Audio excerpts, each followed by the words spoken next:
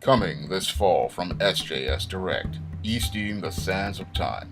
It's action, adventure, and romance in ancient Egypt in this fantasy flashback Easting series adventure. Pre-order Easting the Sands of Time today on Amazon.com. I was watching an Ethan Van Sciver video yesterday, and he was talking about how Chelsea Cain's new Vision miniseries had been canceled during the pre-order stage. And if a publisher is canceling a book in the pre-order stage, that means that that book is absolutely terrible and that the publisher is willing to eat the cost in order to avoid damage to the publisher's reputation or the publisher's brand. Now, in publishing, they have something called a kill fee that they pay when a story is unacceptable and does not meet a publisher's standards. And when a publisher issues a kill fee on submitted material, again, it's an indicator that that product is absolutely terrible. And instead of them taking a risk by risking more money on a publication, they will pay the author and then just bury the book and prevent it from coming to the marketplace. And again, this is only done because publishers are afraid of damage to their reputation or damage to their brand, because in the publishing world, 90% of all books fail, and in order for a publisher to pull a profit, they have to rely on the 10% of books that are successful. And if they go out here and kill a book, they're killing it because they fear, again, really bad damage to their reputation and their brand. And when I look at the work ethic of Chelsea Cain on this Vision miniseries, it's clear to me that this book had to be absolutely horrible for the editors at Marvel to cancel it in the pre-order stage. Because when I listened to Ethan Van Sciver talk about Chelsea Cain's work ethic, where it took her 2 years to turn in 4 scripts for a 6-issue miniseries, that work schedule is completely unacceptable for a publisher of monthly magazines or a publisher with a schedule of publications. Because when you're a publisher like myself and you have books on a schedule, you need to have your scripts turned in so that they can be able to be produced by the artist within a certain window of time. Because when you have books coming out, you have to usually work at least 6 months to a year before they come to the stores, and usually you need a 90 to 180 day window in case something happens, like a penciler is not able to come in and do the art, or you have issues with the story that need to be worked out in editorial, or you need to work on things like punctuation and grammar, or you have to work out things as related to inking and lettering. And so the window that you have allows you to work out issues before you launch the book. And when you have a writer who is sitting there and producing books over the span of 2 years, that's unacceptable on a publisher schedule. Because I know, working on a publishing schedule myself over the last 3, 4, 5 years, I usually set up my schedules for 2 periods. I set them up for the spring, which is the summer reading season, and then I set them up for the fall, for the holiday reading season.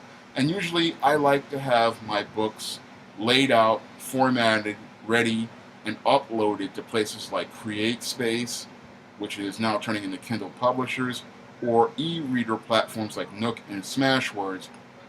And then I'll contact the artist to do the cover. And then once we have the cover, then I start laying out the 90-day schedule for book promotion. And all of those things have to work in sync in order for that book to be ready to go to the marketplace. And when you have someone like Chelsea Cain taking 2 years to write 4 issues of a miniseries, that's just unacceptable in the world of publishing. Because, again, you have a schedule, and these books have to come out on time, because once you announce a publication street date, that book has to be in the systems of places like Amazon or on their way to the stores at least a week before they hit the marketplace. So they have to be printed. If you're doing printing, they have to be printed, boxed, and shipped before any sort of thing goes on, because you have things like the previews catalog where you have to announce it 90 days in advance. And again, 4 issues turned in 2 years. Again, completely unacceptable. And when I look at this woman and I sit there, I say to myself, as a professional writer myself who has written over 60 books, it's just ridiculous to sit there and say you needed 2 years to write 4 issues of a 32-page comic book. Because as a writer myself, a story like this, John Haynes, A Conversation with Death, this is about the same size of a 32-page comic book. And this story only took me about a week and a half to write. And if I had to write this exact same comic in script format, if I had to write in comic script format, because this is a short story, now if I had to write this in comic book format, it wouldn't take me that long, because right now I'm working on an adaptation of ISIS, All That Glitters, an upcoming book for 2019 in a comic book graphic novel format, and it doesn't really take that long to really work on this, especially if you're working multiple comic panels. And in addition to books like John Haynes' A Conversation with Death, I'm oftentimes working on other books like this ISIS Escape from Transylvania. Now this book is over 105 pages, and this book only took me 2 weeks to write. So when she sits there and says it takes her 2 years to write 4 issues, that's absolutely unacceptable, because I'm a writer and I can work on multiple books like ISIS series books, which are usually 70 to 120 pages, John Haynes books like The Conversation with Death, which are to introduce the character, which are 30 pages, and I'm working on novels like I've worked on for the last 3 years with the Spinsterella trilogy, Spinsterella, Spellbound, The Legendary Mad Matilda. All 3 of those books were 60,000 words apiece, plus I was working on nonfiction books like The Man Crisis and books like Stop Simpin' in the Workplace. Usually I'm working on 5, 6, 7 books a year, and I can get those books up to CreateSpace and Kindle on a consistent schedule for the holiday reading season and the summer reading season, but yet your Chelsea Cain, who is working at Marvel, can't get 4 issues of a comic miniseries up in enough time for a publisher. And that's really sad that an independent comic publisher, not a comic publisher, but a publisher who can write his own books and publish them at Amazon and CreateSpace, can get books out more consistently than someone who works at Marvel Comics, a multi-billion-dollar company. And that's what's really embarrassing about the whole Chelsea Cain situation with this Vision miniseries. She was given more than enough time, because at any other trade publishing house, that would have been her reputation right there. Because if you cannot get product out on time, if you cannot get scripts out on time, then editors don't want to work with you, because you cannot produce work consistently on a regular basis, because editors need to know that they can rely on you to produce scripts regularly. They need to know that if you say you're going to produce a script and have it on an editor's desk by the 15th, that script is in his inbox on the 15th. And that's how you get more jobs in the business, and that's how you build your reputation, because that's how writers get jobs. They get jobs by being able to produce regularly and produce consistently. This is something I learned over the years as a blogger for the last 10 years, because that's how you build your audience.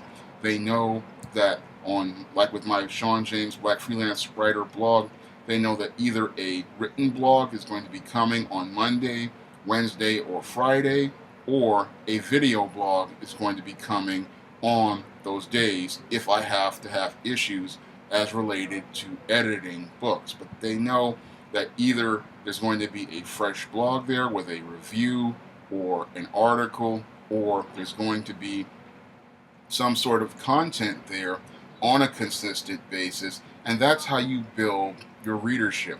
When you have a writer who cannot produce consistently, that shows that there's something wrong with that writer, and even worse, there's something wrong at that publishing house, because for the editorial at Marvel to allow Chelsea Cain to have 2 years to write 4 issues of a comic script shows how weak and ineffective the editorial leadership is at Marvel. Because again, at any other trade publishing house, they would not accept the whole thing of a writer taking 2 years to write 4 scripts for books like this that are this small. It should not. It's just unacceptable that a writer cannot write 6 books in, I say, 6 months. Because again, if you're really inspired, you can write one of these scripts at a page a day in a month. So in 6 months, you should have at least 6 issues, and that means you would have enough stories to be able to get this book out within the window of a year. Because with each month you're turning a book in, each month the editors are looking at the script, and then they're vetting it and going through it, and then after they've edited it, they can go to the artist, and you have windows of time to be able to craft this story so that it can be the best story it can be. And again, with that much time, 2 years, Chelsea Cain should have been able to craft a masterpiece. But it's clear to me that there are no standards at Marvel, and that's how someone like Chelsea Cain can get 2 years to turn in 4 absolutely unacceptable scripts and make money on them. Because when you have somebody getting paid with a kill fee, that means, again, the publisher is taking a loss in this situation. Because usually if you're putting up a kill fee on a series of comics that are listed in a previews catalog, that means those comics have already gone to print. That means that those comics are in a warehouse, and that means you have taken a huge loss, because you've already paid the writer for the script, you've paid the artist for the pages, and that means the publisher has to eat the cost. And I believe that people believe because Disney has fat pockets, they can continue to accept these losses. But in the comic book business, if you take enough losses, eventually that's when the senior executives at a place like Disney start taking a critical look at Marvel, and that's when they start looking to start terminating people, and they start looking to do things like outsource their characters to smaller publishers or independent contractors in an effort to minimize costs and minimize loss. So I look at this whole situation with Chelsea Cain, and again, completely unacceptable for any writer out here, because it should not ever take a writer 2 years to turn in 4 scripts of a 6-issue miniseries. If anything, for a 6-issue miniseries, all it should take at the most is maybe 8 months, and at the least about 6 months. Because if you're writing a script at a page a day, like what I was doing with this ISIS All About Glitters graphic novel, you're working 2 pages a day, you should be done with 1 issue in about 30 days. And if you're writing a novel, like I did with Spellbound, where I was writing 1 to 2 chapters a day, or want some of my nonfiction like The Man Crisis, where I'm working on 1 to 2 chapters a day, you should be done with 50,000 words within 30 to 45 days. It should not ever take any writer that 2 years to write 4 issues, because if it takes a writer 2 years to write 4 issues of a comic book, then they don't need to be in the comic book business at all. If you'd like to see me make more videos like this, you can donate to my Patreon by clicking the link in the description box. And if you want to try some of my ISIS series books, my East-Team series books, my John Haynes series books, or The Temptation of John Haynes, or the Spistarella trilogy, you may do so by clicking the link to Amazon.com in the description box. That's all I have to say for this video. You can comment, rate, and subscribe.